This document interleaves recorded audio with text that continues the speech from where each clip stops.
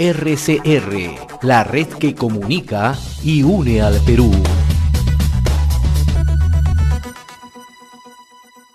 Bien, a esta hora estamos ya en comunicación y le agradecemos la amabilidad que tiene con RCR, Red de Comunicación Regional, el ingeniero Fernando Villarán, el expresidente de la Comisión de Alto Nivel de Concitec, que elaboró el informe sobre la COVID-19. Ingeniero Villarán, qué gusto saludarlo. Gracias por atender la comunicación con RCR, muy amable. Lo mismo, es un gusto saludarlo y a todos sus radioescuchas. Y perdón, televidentes, porque esta es Así televisión. es. Hace unos días, justamente, el Comité de Alto Nivel de CONCITEC, que es el Consejo Nacional de Ciencia, Tecnología e Innovación, que usted encabeza, dio a conocer un informe sobre la COVID-19, ¿no? Y además nos ha permitido identificar cuáles son las causas más relevantes, ¿no? Para que un poco conocer, ¿no? Qué efectos tuvo esta pandemia, por qué la mortalidad tan alta en nuestro país, ¿no? En primer lugar, antes de hablar de las conclusiones, me gustaría conocer cómo es que se conforma esta comisión de alto nivel y qué trabajo ha desarrollado, ¿no? Bueno, en realidad esta es una iniciativa del presidente del CONCITEC, el doctor Benjamín Martí Corena.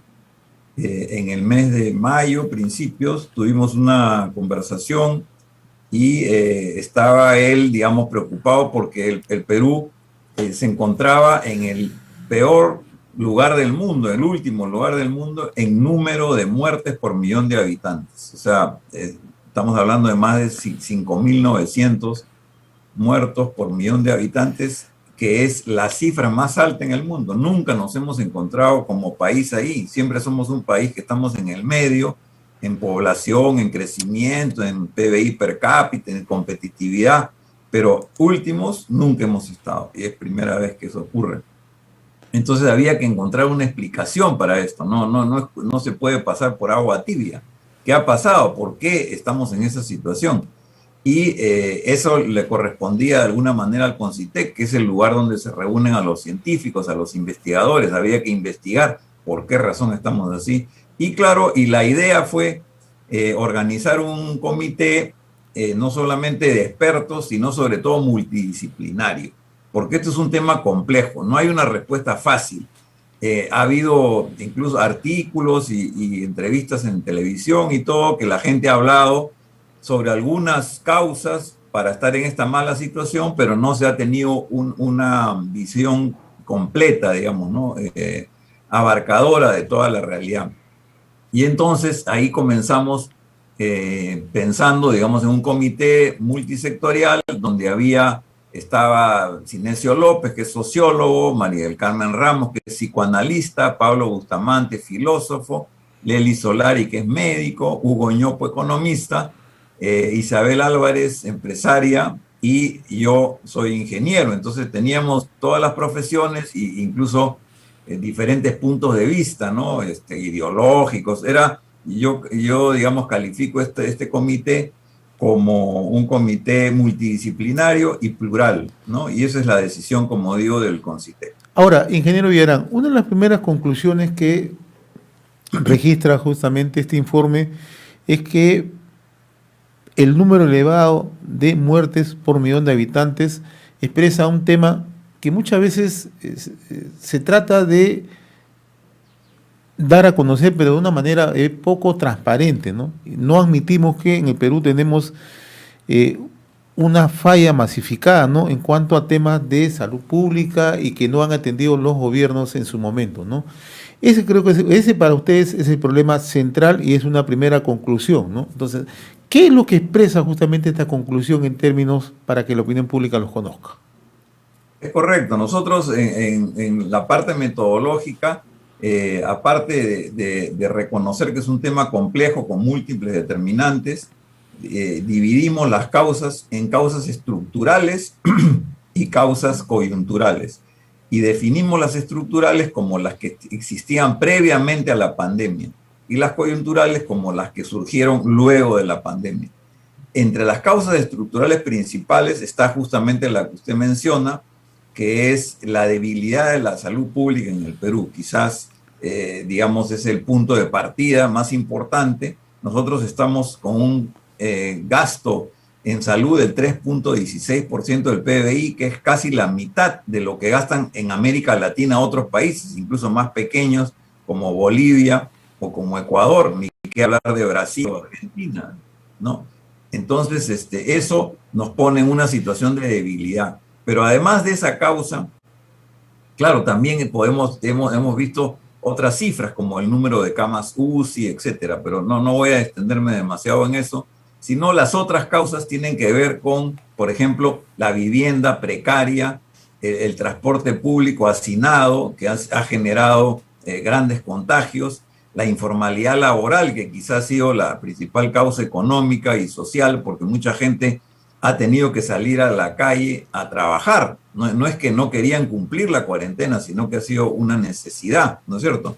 Entonces, esas son, digamos, algunas de las causas estructurales que, bueno, también está la alimentación deficiente. En el Perú tenemos pues dos extremos, ¿no? Hay muchas personas en situación de desnutrición y anemia, pero también por otro lado tenemos obesidad y diabetes. Y esos han sido muchos de los muertos, han estado en ese rubro. No solamente sectores de altos ingresos, sino también de ingresos medios o bajos que tienen esta condición de obesidad. Y finalmente la desigualdad. Es como el gran marco, digamos, de todo estas causas estructurales en donde algunos han podido resistir adecuadamente al virus, la pandemia, tenían seguro de salud, tenían una casa en la cual podían, digamos, ejercer su trabajo, conexión con internet, agua, en fin, desagüe, han podido estar en buenas condiciones, pero la gran mayoría del Perú no. Entonces, se ha expresado con toda crudeza esa desigualdad en esta crisis sanitaria. Pero ahora, otro problema que ustedes plantean dentro de las conclusiones es que ya dentro de las acciones que se han seguido, ya una vez decretada la emergencia en el país, se han generado una serie de políticas cerradas en materia sanitaria, ¿no? Y ello yo creo que sí hay que mirarlo con sumo cuidado, ¿no? Porque se habla de marchas, se habla de contramarchas, las decisiones que se tomaron en la cuarentena, las pruebas rápidas, pruebas moleculares, la falta de planta de oxígenos, etcétera, etcétera, ¿no? Entonces, ese es un tema que ya responde a decisiones propiamente de un gobierno, ¿no? Sí, correcto. O sea, eso es lo que hemos llamado las causas coyunturales, Así es. ¿no? Por ejemplo, en el caso de la atención de salud, el primer nivel de atención es muy importante, ¿no? Se trata de las postas médicas o pequeños hospitales, digamos, regionales, pero desgraciadamente se tomó la decisión de cerrar ese primer nivel. Luego se abrió de nuevo, pero eso ya causó, digamos, una dificultad, sobre todo que la gente las personas con digamos, infectadas, ¿no?, con el virus, fueron orientadas hacia los hospitales y se produjo el hacinamiento que todos hemos visto, ¿no es cierto? Entonces, ese fue un problema. También el uso más o menos importante de pruebas rápidas que no tenían un resultado, digamos, seguro, ¿no?, sino que había un alto porcentaje de personas que podían salir negativas, pero que en realidad sí tenían el virus, ¿no? Entonces, eso se suma a estas decisiones del oxígeno, por ejemplo, que hubo muy poca prevención al oxígeno, y eso tiene que ver incluso con esta mala relación que hay entre el sector público y el sector privado. Se pensó que el sector privado puede ofrecer todo el oxígeno necesario, y eso no es cierto. En otros países el sector público tiene plantas de oxígeno propias, los grandes hospitales lo tienen, y eso no lo teníamos acá. Entonces, estos son temas que tienen que ver con el manejo de las políticas públicas, digamos, ¿no? Ahora, en el tema de las vacunas, ¿no? De acuerdo a todo el estudio que ustedes han realizado, ¿se pudo obtener la vacuna con mayor antelación, ingeniero Villarán? La vacuna, Correcto. o sea, ¿usted cree que no solamente bastaba el discurso, ¿no?, del presidente de ese momento, el ingeniero Martín Vizcarra, ¿no?, sino cree usted que sí, el gobierno pudo haber hecho mejores gestiones de alto nivel para tener las vacunas quizá en septiembre o octubre del año pasado?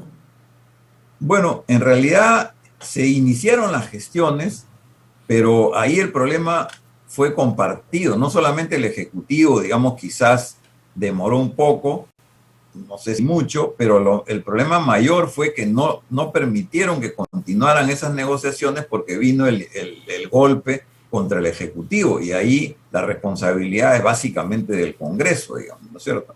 Entonces, ahí se truncaron estas negociaciones y tuvieron que retomarse luego en el gobierno de Francisco Sagasti, ¿no? Entonces, perdón. No, sigan, no, pero, claro, está, pero incluso el propio presidente Sagasti ha dicho que cuando él llegó no tenía con claridad los avances justamente de estas negociaciones, ¿no? O sea, y ese es un tema que le ha costado al país, o sea, vidas humanas, ¿no? Cierto, no, ha habido muchas responsabilidades y también nosotros incluso hemos señalado en el informe que, por ejemplo, algunos medios de comunicación, en lugar de informar y tranquilizar a la gente, la desinformaban y más bien generaban pánico y zozobra, ¿no? Eso no se puede decir en un programa de televisión, incluso invitando personas que no tenían ninguna capacidad técnica y decir esta vacuna no sirve o esta vacuna es agua o peor, te contagia del COVID. Son pues frases totalmente fuera de la realidad y que han tenido consecuencias en la pérdida de vidas humanas, como usted mismo dice, ¿no? Ahora, el otro aspecto que ustedes también enfatizan, ingeniero Villarán, está relacionado a la relación entre el sector público y el sector privado, ¿no? Correcto. Y en esto sí, lo que hemos visto que la gestión del expresidente Martín Vizcarra no tuvo un relacionamiento adecuado con el sector privado, ¿no? Y lo que hemos visto que el sector privado sí ha tenido capacidad de respuesta, ¿no? Quizás no sea responsabilidad de los privados, pero sí la capacidad de respuesta en su momento debió haber sido mejor si hubiera una mejor capacidad de diálogo, de entendimiento, de relacionamiento, ¿no? Es correcto, es correcto. En realidad, todavía en el Perú no tenemos un buen equilibrio entre el sector público y el sector privado, ¿no? En parte, yo creo que tiene que ver con esta idea de que el sector privado es siempre eficiente, y el Estado es siempre ineficiente, ¿no? No es así. O sea, hay sectores, digamos, y partes del Estado que funcionan bien, por ejemplo, el Banco Central de Reserva, la Superintendencia de Banca y Seguros o el Ministerio de Economía, ¿no es cierto? Entonces, lo que pasa es que no se ha extendido a los servicios públicos. O sea, funciona bien el Estado para la macroeconomía, pero no funciona bien para los servicios para la población. Y de parte del sector privado, que efectivamente tiene eficiencia en la mayoría de los casos, también no solamente ha habido ineficiencia, sino también en algunos casos lo que hemos visto es que se han aprovechado, digamos, ¿no es cierto?, para cobrar las pruebas moleculares, porque había un convenio con el gobierno de que esto debía ser gratuito, y efectivamente el gobierno entregaba a algunas clínicas particulares las pruebas moleculares, pero se cobraban. Luego hemos tenido también el caso del oxígeno, que se han cobrado pues cifras astronómicas, y también se han cobrado por salas UCI, ¿no es cierto?, que se supone que había un convenio con el gobierno, y sin embargo digamos, las cuentas han sido astronómicas, ¿no? Algunas familias han tenido que vender su casa o su carro para pagar esas cuentas. Esa no era la idea, digamos, ¿no? Entonces, la lección en este caso es que tenemos que lograr un equilibrio entre las funciones del sector público y las funciones del sector privado y estar preparados para una nueva pandemia que seguramente va a llegar y que haya un buen reparto, una buena división del trabajo.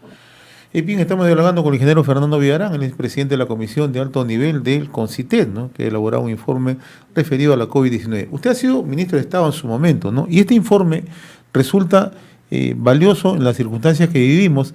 Entonces, ¿cuál es la orientación que debería tener el futuro gobierno frente a este informe, ¿no? Porque entendemos que debe ser vinculante, ¿no? Porque es un informe hecho por profesionales, es un informe que justamente genera toda la trazabilidad que ha habido en el proceso, ¿no?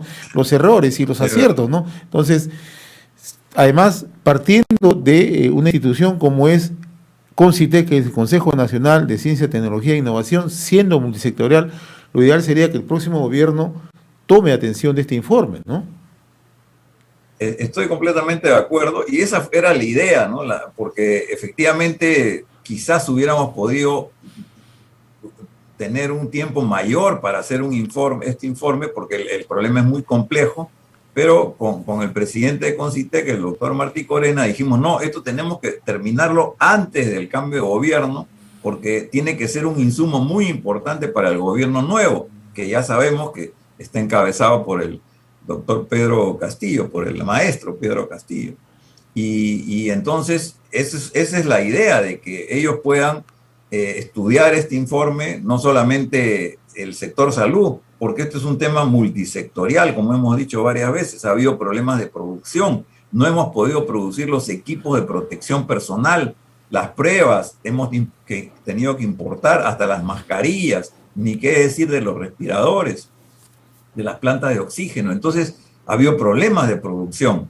No puede ser que el sector farmacéutico peruano esté en tan mala condición, tenemos que fortalecerlo. Entonces hay políticas que involucran a muchos sectores. Y yo espero que el gobierno entrante y nuestro presidente, Pedro Castillo, que va a asumir en pocos días, puedan estudiarlo él y su equipo, este informe, y digamos, sacar las conclusiones que sean necesarias.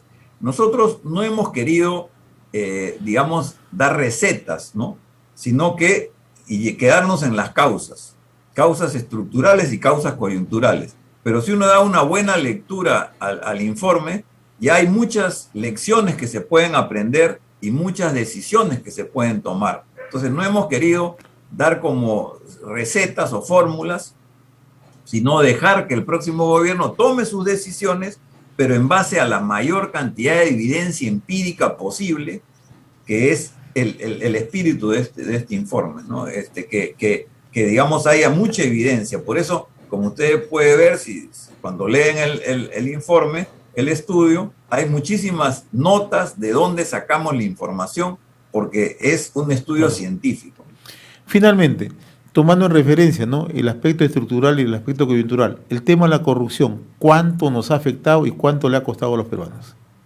Bueno, en realidad nos ha afectado, ya ni siquiera se puede medir en soles, sino en muertes, ¿no? Muchas muertes. No hemos hecho ese ejercicio, es verdad, pero la corrupción corroe a todo el Estado, pero también hemos visto al sector privado en algunos casos. Y entonces de lo que se trata es de que esta nueva administración tenga como prioridad no solamente el sector salud, el sector educación, el empleo, la reactivación económica, sino se mantenga muy vigilante de la lucha contra la corrupción y podamos tener funcionarios públicos honestos, eficientes, que pongan por delante el servicio a los ciudadanos y al país.